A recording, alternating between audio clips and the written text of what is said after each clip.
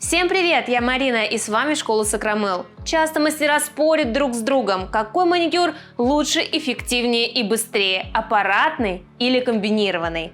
Что об этом думаете вы? Ну а мы в видео сделаем эксперимент: на одной руке комби, на другой руке аппарат, и посмотрим на результат. Поехали! Наш исходный вариант. Могу сказать, что кутикула у моей модели нормальная, и ей подойдет как комбинированный маникюр, так и аппаратный. Для того, чтобы приступить к маникюру, нам, конечно же, требуется удалить старое покрытие. На некоторых ногтях на левой руке видим кратеры. Моя модель самостоятельно покрывала ногти топовым покрытием, и видим, материалы образовали конфликт между собой, потому что глянец на глянец плохо ложится, образовались проплешины. Но она оставила так и доходила с таким топом. Снимаю старое покрытие, все по схеме, до тонкой подложки. Считаю, что мастер должен уметь выполнять различные виды маникюра и подбирать его, исходя из типа кутикулы и кожи клиента. Например, если кутикула сухая, то лучше выполнить аппаратный маникюр, а если влажная, то выполнить срез, сделать комбинированный или классический. Почему идет такое разграничение? Если кожа у клиента влажная, вы попробуйте срезать ее шаром, велика вероятность, что кожа будет не срезаться, а как бы наматываться на насадку ранее клиента.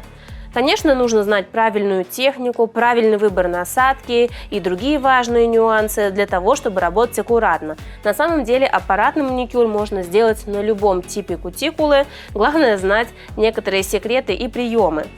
В случае с очень сухой кутикулой, конечно, разумнее ее спилить. Кожа постепенно шлифовывается насадкой, тем самым получается запаянная кожа и не появляются заусенцы.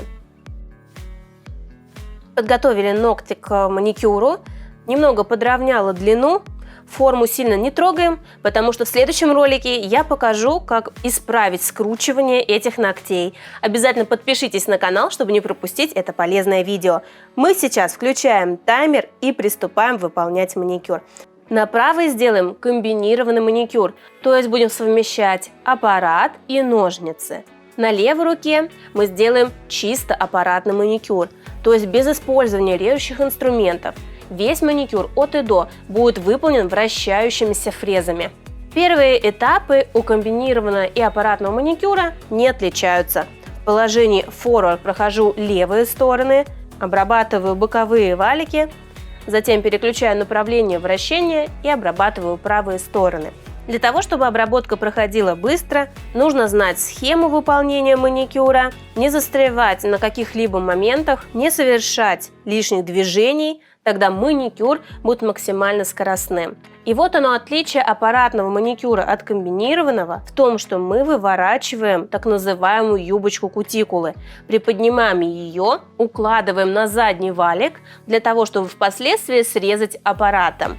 Благодаря этому движению мы можем еще раз прочистить насадкой подкутикульный карман, и у нас он сразу становится чистым. В комби-маникюре не получается настолько все глубоко увидеть из-за кутикулы. Карман у моей модели глубокий, поэтому после среза мне придется еще раз доработать его. Приблизительно с равной скоростью я выполняю срез.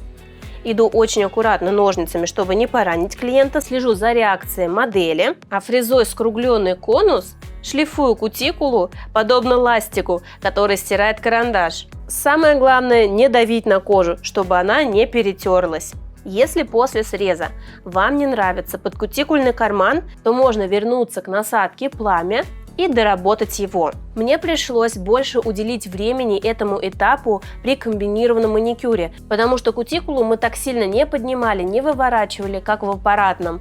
И некоторые области просто было не видно. Нам не всегда требуется такая дополнительная проработка фрезой, просто в данном случае кутикула моей модели это подразумевает. Аппаратный маникюр закончен, у нас вышло 10 минут на обработку всей руки. А комбинированный маникюр продолжается. Подписывайтесь в социальных сетях, там вас ждет еще больше полезной информации. Еще немного дорабатываю, и итого 13 минут 12 секунд. После маникюра необходимо тщательно убрать пыль. Для этого использую спиртовую салфетку. Почему? Потому что часто остается пыль, которую мастер воспринимает как оставшийся птеригий и продолжает его насильно убирать фрезой, тем самым перепиливая точки вроста. Прекрасный, чистый, глубокий маникюр. Поставьте пальчик вверх, если вам нравится результат. Теперь сравним его с левой рукой, где был выполнен аппаратный маникюр. На своей страничке в Instagram я проводила опрос. Спрашивала мастеров, на какой руке какой маникюр. И вы представляете, что большинство мастеров ошиблось. Что это значит? Если правильно все выполнять, если соблюдать технологию, то кардинальной разницы, при виде издалека, скажем так, видно не будет. Поэтому выбирайте тот вид маникюра, который будет наиболее эффективный именно для данной кутикулы, именно для данного типа кожи. То есть не мастер выбирает ту технику, которая ему удобна и делает всем без исключения комби-маникюр, а смотрит на ногти клиента и индивидуально подбирает. Кстати, у меня на канале есть подробное видео о том, как подобрать маникюр клиенту. Очень рекомендую его посмотреть, если теряетесь при определении кожи клиента. Классные получились карманчики, как вы считаете? Пишите в комментариях, какому способу маникюра вы отдаете предпочтение. Нравится формат сравнения нескольких техник? Смотрите видео. Наращивание ногтей, верхней формы против нижних. Очень интересно. Но я желаю всем успеха в работе. Пока-пока!